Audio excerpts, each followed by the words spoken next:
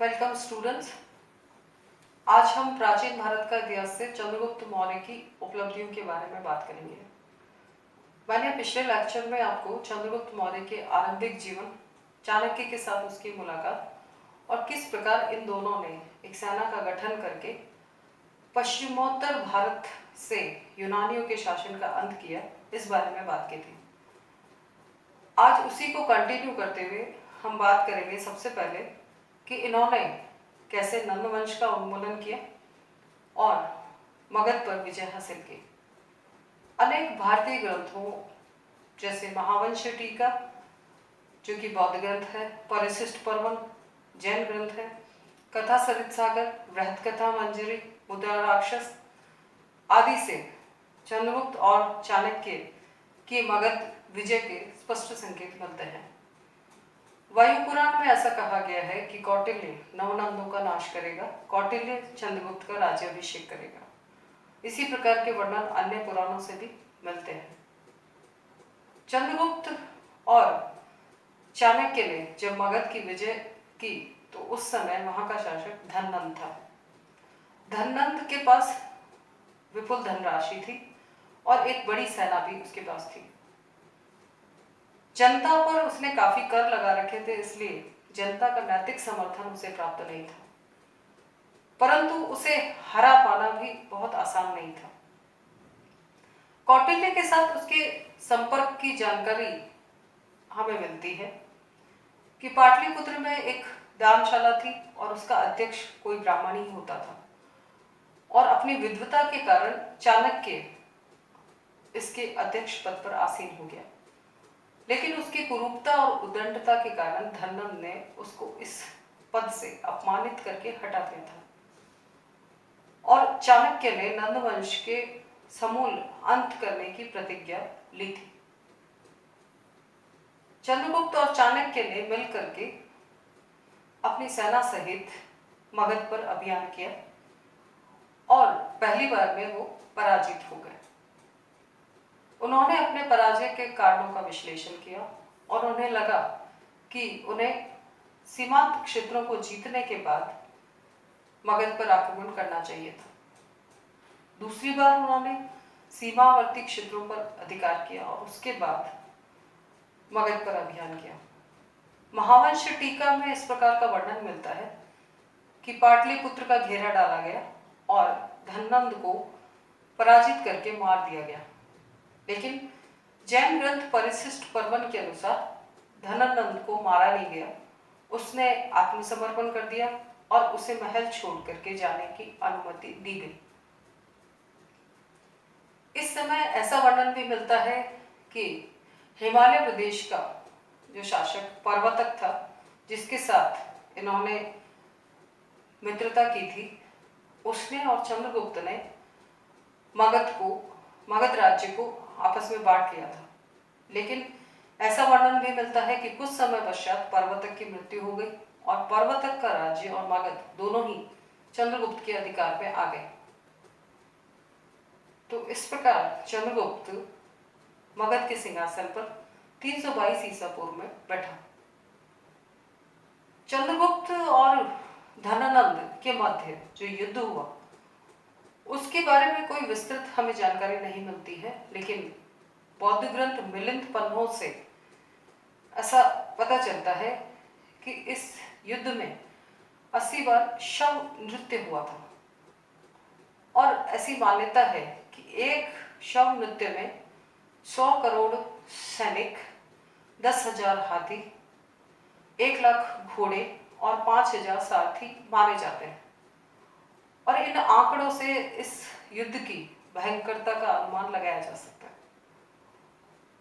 कुछ सोर्सेस से यह भी पता चलता है कि षड्यंत्रों का सहारा भी लिया गया, अर्थात इस युद्ध में कूटनीति का भी दोनों पक्षों की तरफ से प्रमुख स्थान रहा होगा। तो इस प्रकार चंद्रगुप्त मौर्य की ये दूसरी महत्वपूर्ण उपलब्धि थी कि उसने नंद वंश का अंत किया और मगध के सिंहासन पर वो बैठा। चंद्रगुप्त की अगली महत्वपूर्ण उपलब्धि थी सेल्यूकस पर उसकी विजय। सेल्यूकस सिकंदर का सेनापति था और उसके पूर्वी साम्राज्य का अधिपति। 306 ईसा पूर्व में वो एशियाई यूनानी साम्राज्य का अधिपति बना और चंद्रगुप्त इस समय तक पंजाब, सिंध क्षेत्र और मगध पर अधिकार कर चुका था और उसके और सेल्यूकस के राज्यों की सीमाएं आपस में टकरा रही थी और इनमें युद्ध होना लगभग निश्चित था। सेल्यूकस ने काबुल नदी को क्रॉस किया और सिंधु नदी को पार करके उसने सेंड्रोकॉटस पर आक्रमण किया। सेंड्रोकॉटस यानी चंद्रगुप्त पर।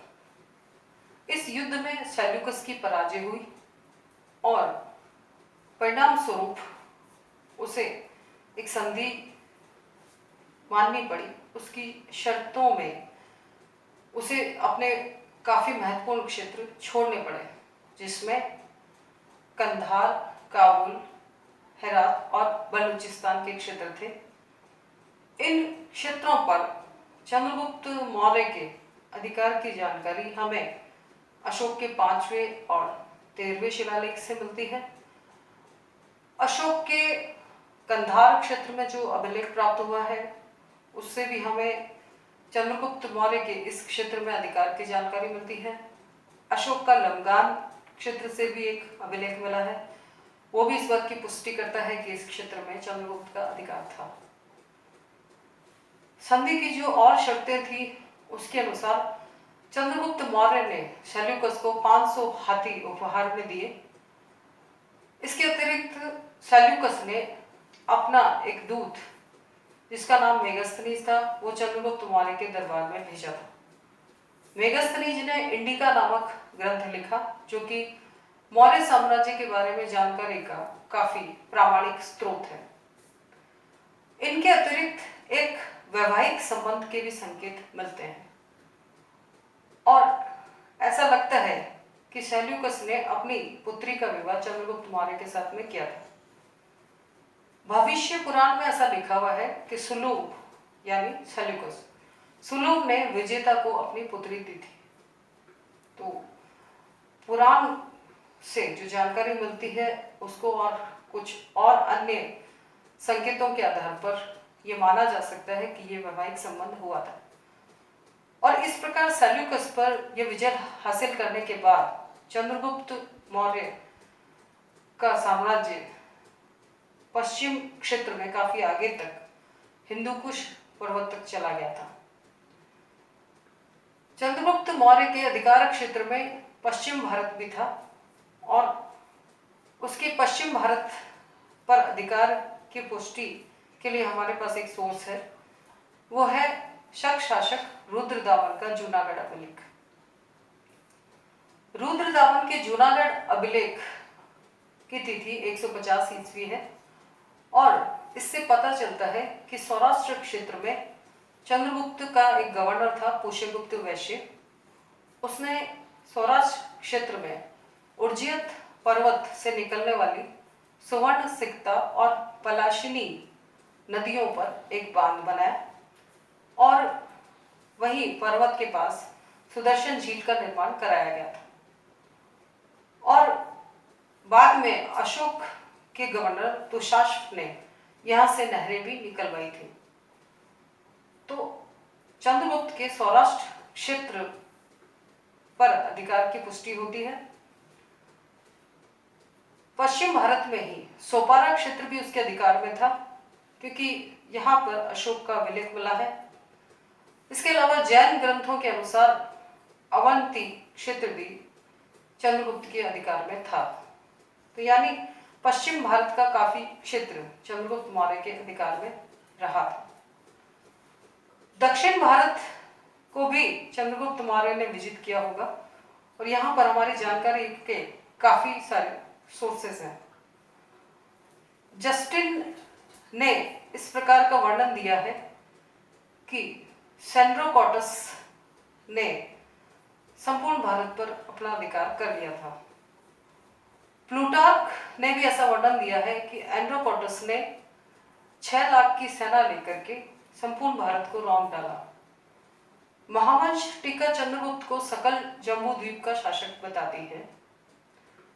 अशोक के अभिलेख हमें दक्षिण में कर्नाटक और आंध्र प्रदेश के अनेक क्षेत्रों से मिले हैं, जिनमें ब्रह्मगिरी, गोविमठ, मास्की, एलगुड़ी आदि क्षेत्र हैं। अशोक के दूसरे और 13वें शिलालेख से उसके पड़ोसी राज्यों चोल, पांड्य, सत्यपुत्र, केरल पुत्र आदि जातियों का उल्लेख मिलता है। इसका मतलब सुदूर दक्षिण तक इनका अधिकार था। अशोक ने कलिंग के अलावा कोई अन्य विजय हासिल नहीं की थी। बिंदुसार के द्वारा की गई कोई और महत्वपूर्ण विजय की हमें जानकारी नहीं मिलती है। इसका मतलब दक्षिण भारत का क्षेत्र निश्चित रूप से चंद्रगुप्त मौर्य ने जीता होगा। तमिल लेखकों के वर्णन से भी हमें दक्षिण में मौर्यों के अभियान की जानकारी मिलती है। तमिल कवि मामुलनार की एक कविता है एहनानुरु, और एहनानुरु में उसने जो वर्णन दिया है उसके अनुसार उसमें उसने मौर्यों को मौर्य कहा है कि मौर्य अपने रथों, घोड़ों और हाथियों सहित आगे बढ़ते चले गए और उन्होंने यहाँ पर एक माहुर नाम की जाति थी जिसको इन्हें पराजित करना था या जिसका दमन करना था। इसके लिए यह अभियान हुआ। तो इसका मतलब यह है कि दक्षिण में मौर्यों का अभियान हुआ और यह निश्चित रूप से चंद्रगुप्त मौर्य के समय में हुआ। जैन ग्रंथों से भी हमें इस प्रकार की जानकारी मिलती है कि चंद्रगुप्त मौर्य का दक्षिण भारत में अधिकार था। ऐसा वर्णन मिलता है कि अपने जीवन के अंतिम वर्षों में चंद्रगुप्त दक्षिण में चला गया था और श्रवण बेलगोला जो कि कर्नाटक में है वहां उसने अपने अंतिम दिन बिताए थे और जैन परंपरा के अनुसार निराहार रहते हुए उसने अपने वहीं प्राण त्याग दिए थे। तो इसका मतलब दक्षिण भारत चंद्रगुप्त मौर्य के अधिकार में था और हम अंदाजा लगा सकते हैं कि कैसे चंद्रगुप्त मौर्य ने पंजाब, सिंध क्षेत्र, मगध, पश्चिम भारत और दक्षिण भारत के क्षेत्रों को उसने विजित किया था। बंगाल पर भी चंद्रगुप्त ने ही विजय प्राप्त की होगी। महास्थान अभिलेख जो मिला है उससे मौर्यों का वहां पर अधिकार की सूचना मिलती है, क्योंकि अशोक ने कलिंग का युद्ध ही किया था और बिंदुसार ने कोई क्षेत्र नहीं जीता था। तो इसका मतलब चंद्रगुप्त मौर्य ने ही यहाँ पर विजय हासिल की होगी। इसी प्रकार राजतरंगिणी से कश्मीर पर इनके अधिकार की सूचना मिलती है और ऐसा प्रतीत होता है कि चंद्रगुप्त मौर्य ने ही इस क्षेत्र में विजय हासिल की होगी। तो नेपाल भी जो वर्णन मिलते हैं उनके साथ नेपाल पर भी इन्होंने अपना अधिकार किया था। अशोक और बिंदुसार की इन क्षेत्रों में विजय की कोई सूचना नहीं मिलती। इसका मतलब चंद्रगुप्त मौर्य ने ही इन क्षेत्रों को जीता होगा।